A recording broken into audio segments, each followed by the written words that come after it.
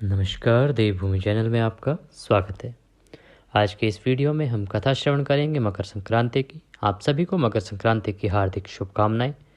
हम कथा सुनेंगे, साथ में आपको बताएंगे कि मकर संक्रांति को आप क्या दान दें और क्या दान देने से आपको क्या लाभ और क्या फल प्राप्त होता है।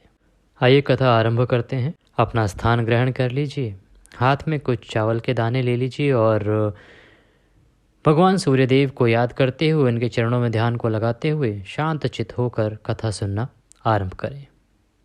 एक समय की बात है कि किसी राज्य में विष्णु सेवक हरिदास और उसकी पत्नी गुणवती रहते थे।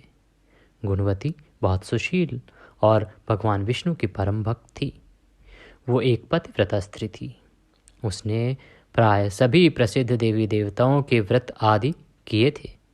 एकादशी आदि का व्रत नियम पूर्वक किया, परंतु धर्मराज्य की पूजा उसने कभी नहीं करी। अतिथि सेवा से वो कभी भी पीछे नहीं हटती थी।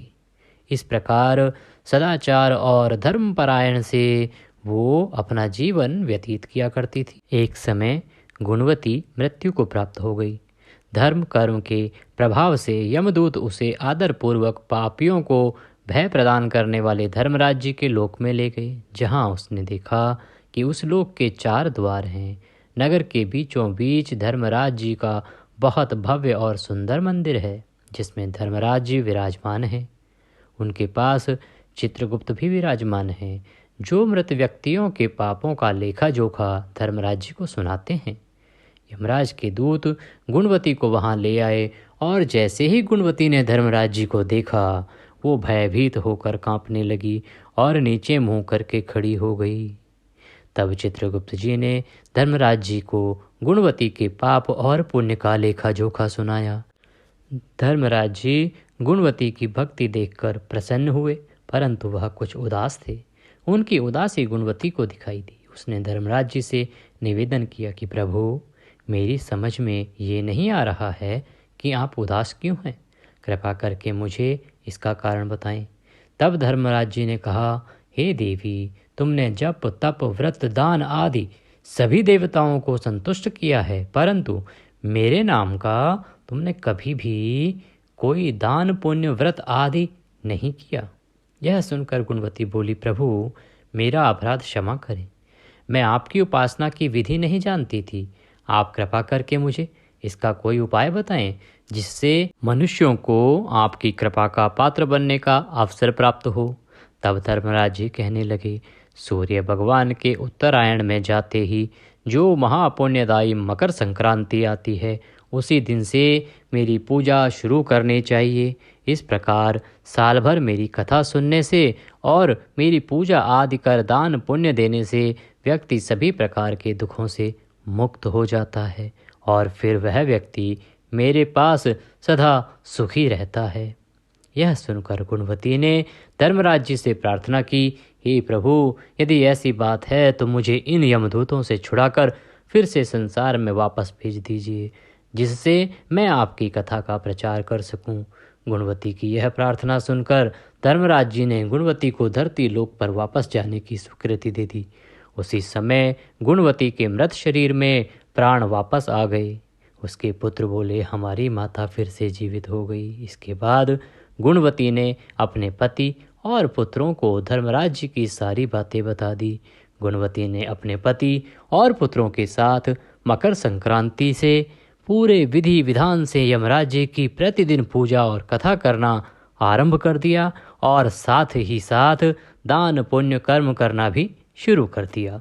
इस प्रकार गुणवती ने साल भर कथा सुनी और वह सभी सुखों को भोगने के बाद जब मृत्यु को प्राप्त हुई तो स्वर्ग में देवताओं ने गुणवती को आदर सत्कार किया और देवताओं का सानिध्य प्राप्त हुआ। इसी के साथ कथा यहाँ पर समाप्त होती है। कहने वाले सुनने वाले हुंकारा भरने वाले पर धर्मराज जी की कृपा बनी रहे। बोलिए धर्मराज महाराज की जय। इसी के साथ कथा यहाँ पर समाप्त होती है। आपने हाथ में चावल के जो दाने लिए थे उनको भगवान के चरणों में चढ़ा दें। मकर संक्रांति में किस भगवान की पूजा करनी चाहिए। इसको लेके बड़ी लोगों में असमंजस की स्थिति होती है। देखिए, सूर्य देव की उपासना की जाती है इस दिन, तथा साथ ही धर्मराज जी की कथा भी सुनी जाती है। उसके बाद दान पुण्य का कार्य करना चाहिए, दान देना चाहिए। दान की अगर हम बात करें कि मकर संक्रांति पर क्या धर्म करना चाहिए, मकर संक्रांति पर किन किन चीज़ों का दान करना चाहिए, क्या शुभ होता है। देखिए, दान पुण्य के लिहाज से मकर संक्रांति का दिन बेहद खास होता है। इस दिन लोग स्नान, पूजा पाठ, दान, धर्म, पुण्य करके कई गुना पुण्य फल की प्राप्ति करते हैं, क्योंकि इस दिन जो कोई आप पुण्य कार्य करते हैं उसका कई गुना अधिक फल आपको प्राप्त होता है। मकर संक्रांति के दिन चावल और काली उड़द दाल की खिचड़ी का दान करना शुभ माना जाता है। मकर संक्रांति के दिन तिल का दान करना भी शुभ माना गया है। मकर संक्रांति के दिन गुड़, नमक, ऊनी वस्त्रों, देसी घी के बने व्यंजनों का अनुदान दान आदि करना भी उत्तम माना गया है। मकर संक्रांति के दिन तेल का दान, काली चीज़ों का दान, मूंगफली और रेवड़ी का दान भी करना चाहिए। मकर संक्रांति के दिन भूखे और गरीबों को भोजन अवश्य कराना चाहिए। जो ज़रूरतमंद हैं उनको वस्त्र दान करना चाहिए। इस प्रकार के दान करने से आपको भगवत कृपा प्राप्त होती है और आपका जो पुण्य है वो कई गुना अधिक बढ़ जाता है।